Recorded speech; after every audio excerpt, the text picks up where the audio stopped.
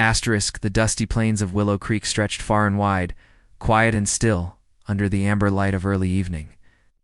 The sun cast long shadows across the old McAllister Ranch, modest but well-kept property on the outskirts of town, known for its Highland cattle and the man who ran it, Jesse Boone.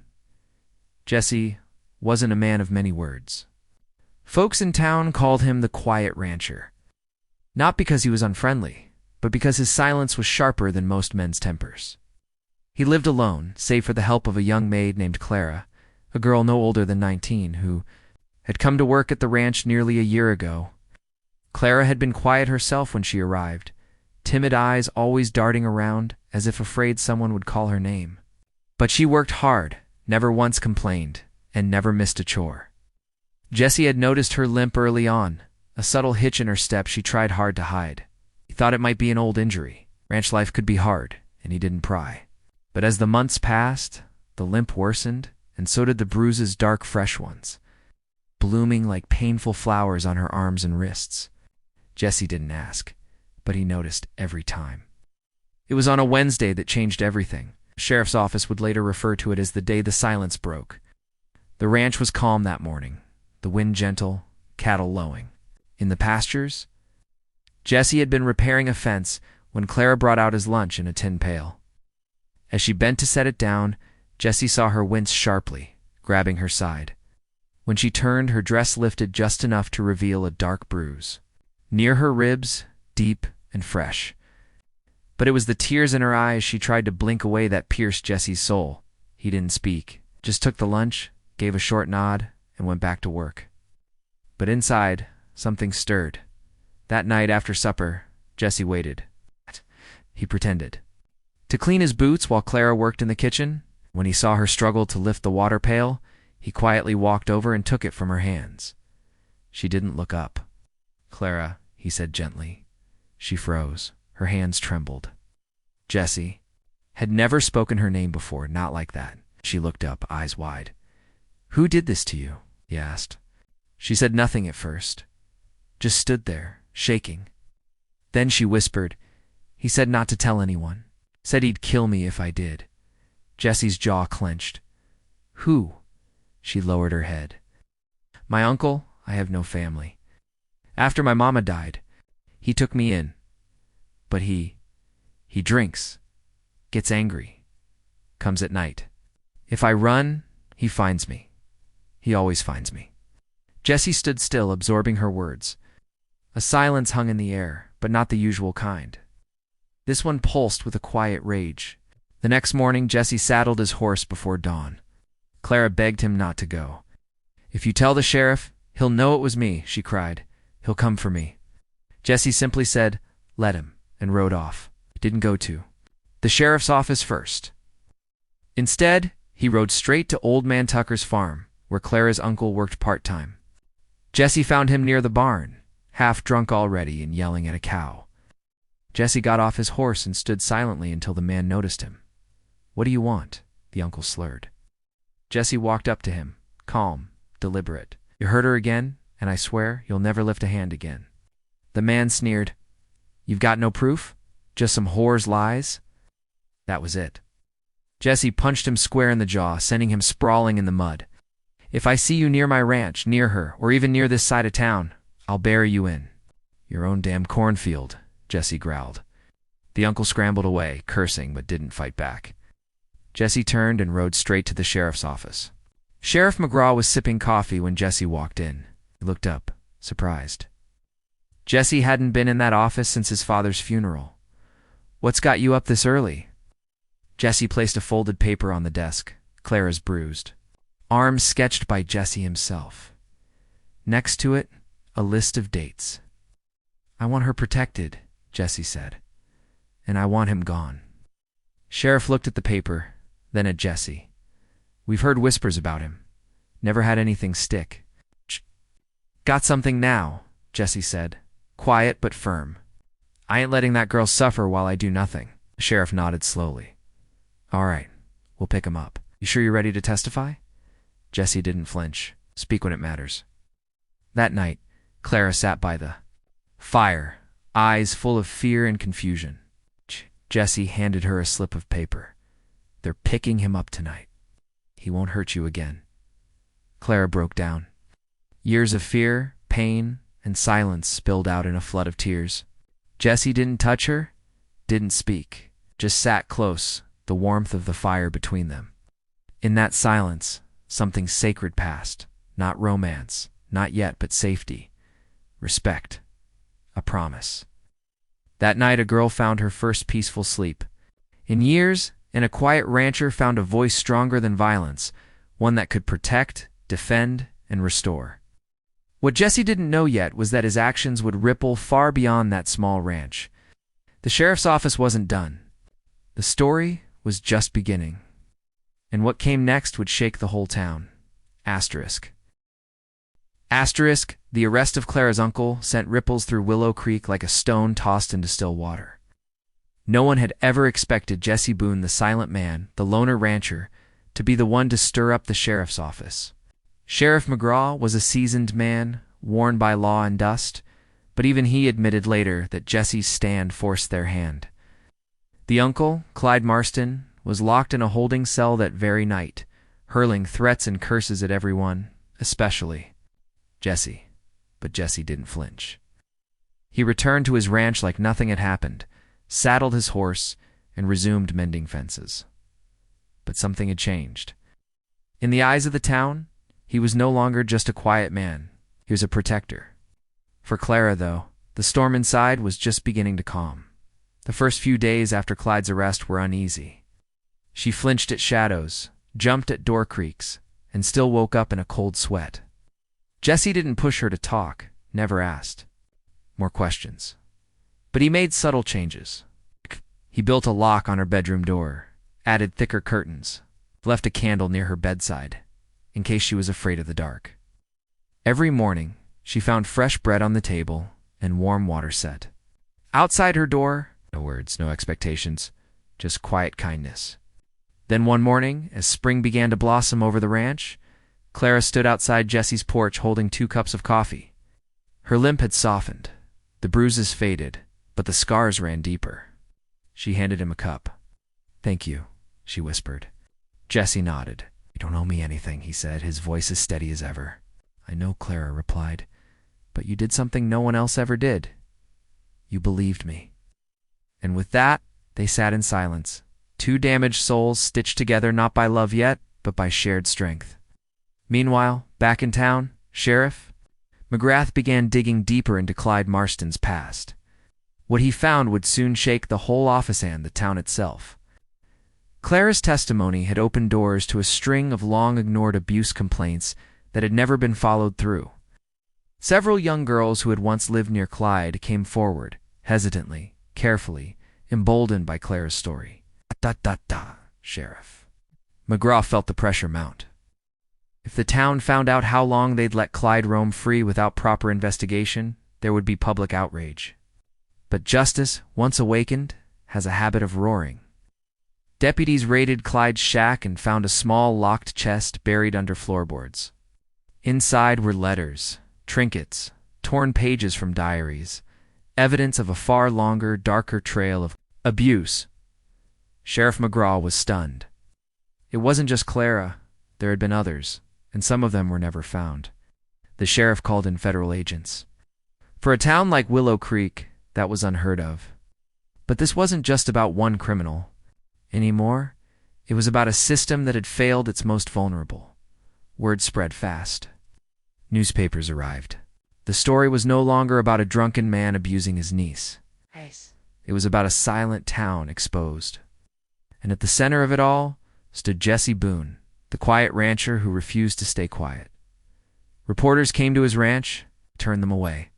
"Talk to the sheriff," was all he'd say. But fragile Clara spoke, not with flair, not for fame. But she gave one interview. Her hands trembled, but her voice was clear. She told them everything. "I was just a maid," she said. "I thought my pain didn't matter. I thought silence was survival. But one man saw me limp and did something. Just one man." The interview went viral in nearby counties. Clara became a symbol of quiet courage, and Jesse, he just kept working.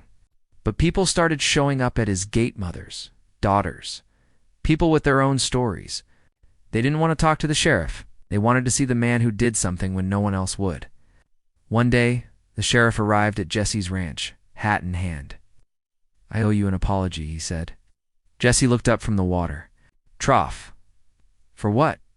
"For waiting too long to believe her, for not seeing what you saw in plain sight. This town owes you more than thanks. It owes you change." Jesse wiped his hands, nodded, and said, "Then make the change." Afternoon, Clara received word. Clyde Marston wouldn't be getting out. The evidence was overwhelming. His trial was set, but the charges were more severe than anyone imagined, and he would not be returning to Willow Creek. Clara wept again, but this time they were tears of release, not fear. Jesse built her a small studio near the barn. She loved to sew, and he gave her space to start over. In time, she began making dresses for the women in town. What began as a quiet life of survival turned into a life of meaning. She gave work to other girls who had fled abuse, the mending room they called it. And people came not just for the fabric, but for the healing. One evening, while the orange sun dipped below the horizon, Clara and Jesse sat on the porch once again, just like that spring morning. "Do you ever regret it?" Clara asked. Jesse shook his head. "No. Man can build fences his whole life and still not protect what matters. You needed more than shelter. You needed someone to see you. That's all." Clara looked at him for a long moment. "You gave me more than that." Jesse didn't answer, just looked out over the fields as the wind swept through the tall grass. The ranch was quiet, but no longer in the same way. It was peaceful now, whole, complete. Later that year, Sheriff McGrath established the Willow Creek Protection. It's a cooler local effort where abuse survivors could seek help without shame or fear. It was Clara who suggested the idea, and Jesse funded the entire first phase without saying a word. When asked why, he simply replied, "Some things you fix with nails, others with listening." Jesse Boone never changed much, still silent, still strong. But when he walked through town now, people didn't just nod politely. They paused, they remembered. Because he was the man who saw a limp and chose to act, the man whose quiet roar had shaken the walls of indifference, the man who taught a town that silence is not peace, and that one act of courage could ignite a fire of justice. And in the heart of it all, Clara smiled. She was no longer a maid, no longer a victim. She was a survivor, a leader, and a beacon. And it all started the day one quiet rancher saw her limping and refused to look away. Asterisk. Months passed since the trial ended, and peace had settled over the McAllister ranch like dew on morning grass. Clara's mending room had grown into a small community haven, welcoming not only women from Willow Creek, but also from nearby counties. Survivors came for cloth, but stayed for courage. And Jesse, the quiet rancher, now had more hired hands than cattle, not because he needed them, but because he made room for the broken. He never turned anyone away, not once. And still, he rarely spoke. He didn't need to. His actions echoed, louder than any sermon in town. But peace, as they both would soon learn, was always temporary. One morning, a rider approached the ranch, bearing a letter with a broken seal. Clara opened it with trembling fingers. The ink was fresh, and the message simple. "I know where you are. Your uncle wasn't the only one. No name, no return." Fear pressed into parchment. Jesse read it without a word, folded it once, and placed it into the wood stove. The fire ate it silently, but Clara's hands shook for days. It was then Sheriff McGraw returned, grim-faced and pale. "We've uncovered something deeper," he confessed. Clyde wasn't working alone. There's a trail name's Money. Power hidden in the corners of this town and the ones surrounding it. Your stand rattled more than just one man, Jesse. It threatened a network. Jesse didn't blink. "So what happens next?" "Could leave," the sheriff said. "Disappear. With Clara. Start over where they don't know your face." Jesse looked toward the barn where Clara was helping a little girl tie ribbons on her new dress. No, he said, we don't run, but Clara was scared. That night Jesse found her on the porch, knees drawn to her chest. What if they— Come again, she whispered. Jesse sat beside her. Then we don't open the door. She looked at him. And if they break it down, then I'll be waiting behind it, he replied. But she knew, deep down, that it wasn't just about one locked door. It was about standing against something much older, much darker than either of them had imagined. A week later, one of Clara's new workers, a young girl named Emmeline, was followed home. Nothing was taken, but a mark was left on her door. A red X. Sheriff McGrath put 2 deputies on watch, but Jesse knew that wouldn't be enough. So he did what he never had before. He spoke at the town meeting. He walked into the hall, spurs clinking, hat in hand, and stood in front of men who had known him since boyhood. You all know who I am, he said, voice low but firm. You all know what happened at my ranch. But what you may not know is, there are men watching us. It's men who hurt our daughters, our sisters, our wives, and they're counting on our silence. He paused. No one moved. Well, silence didn't save Clara. It won't save the next girl. So I'm done being silent. The hall exploded in quiet murmurs. Jesse looked around. You want to protect your homes? Then stop pretending this ain't happening. Stand up. Speak up. Or the fire that came for her will come for all of us. When he walked out, the silence was deafening. But that night, 10 men showed up at the ranch. Farmers, blacksmiths, teachers, not warriors but fathers. And they asked, what do we do? Jesse trained them, quietly, not with rifles, but with vigilance, with night patrols, with coded whistles through the fields and lookouts from grain towers. They became eyes when the sheriff's deputies weren't enough. Clara, meanwhile, organized the women. The mending room became a coded shelter, teaching girls self-defense hidden beneath embroidery lessons. And still, the letters came. To the barn, another slip beneath Clara's door. Always unsigned, always threatening. Then, one night the ranch was set on fire. It started in the far stable where the dry hay went up like paper. Jesse and his crew fought it with buckets and shovels, while Clara helped get the horses out. By dawn, half the barn was ash, and smoke still hung in the air, but no one was hurt. And Jesse, he stood in the center of the blackened field and said, They think this'll scare us. But all they did was show their face. Sheriff McGrath found 2 men fleeing the county line days later. One confessed. He was paid. Promised a piece of land to put an end to the girl and the man who wouldn't shut up. That was enough. The sheriff called in a state investigation. And when the dust settled, a dark network was exposed. Men in power, hidden behind businesses, and bank loans, operating quietly for years.